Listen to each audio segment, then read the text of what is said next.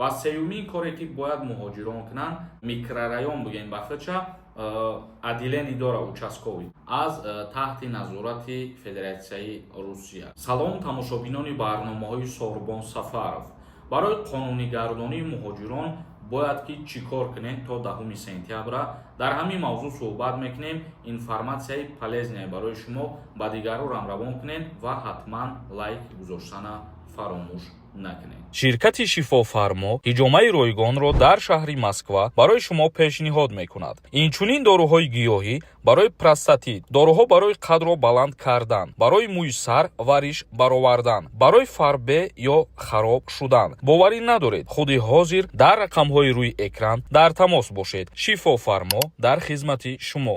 Чӣ хеле ки медонед, ҳукумати Федератсияи Русия то 30 апрела муҳлат додагӣ буд ки ҳар як шаҳрванди хориҷӣ беҳуҷҷат ҳуҷҷатҳои худша дуруст кунад ва хушбахтона бо қарори президенти Русия ин муҳлат продлид шид то 10 сентябра. Яъне ки ҳар як шаҳрванди хориҷӣ муҳлат дорад ки ҳуҷҷатҳои худша торӣ кунад. Қонунигардонӣ дар Русия дастур барои муҳоҷирони корӣ, пардохти қарзҳо, ҷаримаҳо ва андозҳо. Якумин коре ки бояд муҳоҷирон ба анҷом расонанд, ҳар як ҷаримаҳое ки содир кардагиянд бояд ки пардохта шавад, яъне ки аз административни правонарушенияҳо ва андозҳо. Дуюмин коре ки бояд муҳоҷирон кунанд, аз расмиёти хадамоти муҳоҷират гузаштан. Ва сеюмин коре ки бояд муҳоҷирон кунанд ба қайдгирӣ дар Вазорати корҳои дохилии Федератсияи Русия ва баъдан пардохти ҳуҷҷати иҷозати кор, яъне ки патент. ҳамин чизое ки мо номбар кардем, ҳар яки шумо уҳдадор мебошем ки то моҳи сентябра ин кирдорҳоро ба анҷом расонем ва баъдан номи шумо аз рӯйхати сиёҳи Россия берун тоза карда мешавад. Вагарна анҷом ки надодем, баъди сентябр депортатсия карда мешавем. агар шумо иштибоҳан ба феҳристи шахсони назоратшаванда ворид шидагӣ бошед, бо тариқи хатогӣ мабодое ки ҳамаи ҳуҷҷатҳои шумо 100% ҳастанд ва номи шумо дар ҳамун рӯйхати шахсони назоратшаванда буромадагиаст. дар ин ҳолат бояд ки шумо чӣ кор кунед? ба шуъбаи маҳаллии зисти худтон мерен муроҷиат мекунед, яъне ки ба шуъбаи маҳаллии Вазорати корҳои дохилӣ дар ҳамун ҷое ки зиндагонӣ мекунед мерен муроҷиат мекунед ки мисол ҳуҷҷатҳои шумо 100% ҳастанд, лекин номтон дар ҳаминҷо буромадагиаст. дар тамоми ҷойҳое ки шумо зиндагонӣ мекунед, ҳар як микрорайон бугем ба худша адилен идора участковӣ метавонед ки рафта ба ҳамун ҷоҳо барои ин гуна проблемаҳо муроҷиат бикунед. комментарияҳои шуморо мехонем камтар ва ба саволотон ҷавоб мегардонем. ягон нафари шумо бихоҳед границаи Қазоқистон пересекат кунед, шофёрои боваринок ва бо таҷриба кофтеста бошед. агар ман ба шумо тавсия метавонам рақамҳое ки мебарояд бародарои тоҷики мо дар хизмати шумоанд, границаи Қазоқистон мебаранд. як нафар нависонда: ассалому алайкум ака, ман фамилияма Алиш кунам, бирам ба мошин ба Россия, отпечатки мегиранд дар граница, раҳмат. фамилиятона барои чӣ Алиш мекунед?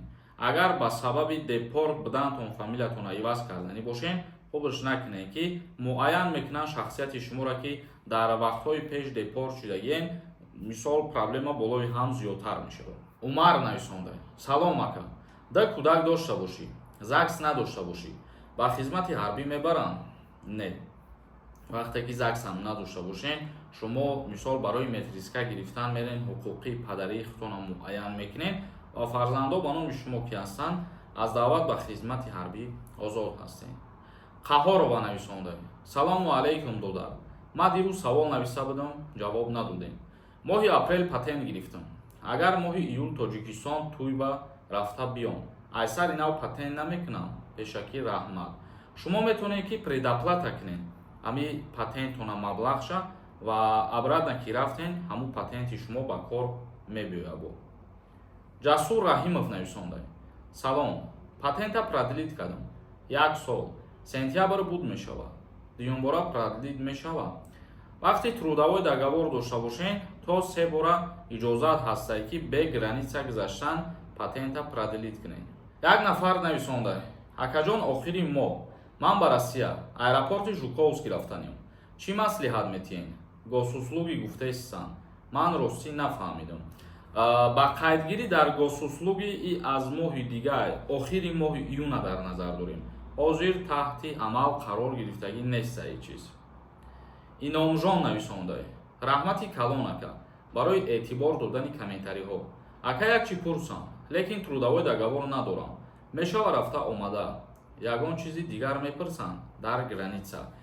Трудовой договор надоштан ихдиш яъне чӣ хел бигирем? Қонуна нарушат кардан мебошад.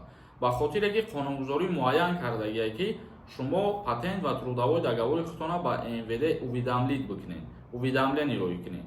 Ва дар ҳолате ки накарден, аллакай як нарушение ба ҳисоб меравад. Як нафари дигар нависондае ки ассалому алайкум. Ман якин бор рафтаниям Россия. Без давернис рафтан мешавад ё не? Илтимос ҷавоб диҳед. Агар ки аз 18 сола боло бошен, бале мешавад бародар. Мага нависондай. Ассалому алайкум ака. Числаи 28 граница гузаштам. 14 май регистратсия мондам. Не ки ба зада набромад. Раньше студент будам. Регистрация заново мондам мешава. Срокш намегзара. Як ответ медодим. Пешаки раҳмат.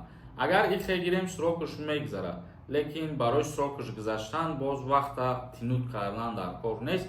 Метавонем ки аз сари нав регистрация биспорем дар ба задани бумонанша. Як нафари дигар нависондай. Салом акаи Сорубон. Даъваткунӣ ба хизмати ҳарбӣ тамом шудааст ё ин ки не? Бале, нақша пурра ба анҷом расидагии 100% ва рӯзи 27-ум официални боз қарор мебурояд ки яъне даъваткунии призови баҳорӣ ба анҷом мерасад. Зинда ва сарбаланд бошен, саволо бошад бинависен дар комментария. Худованд ҳамаи мо шуморо нигаҳбон бошад. renderforest.com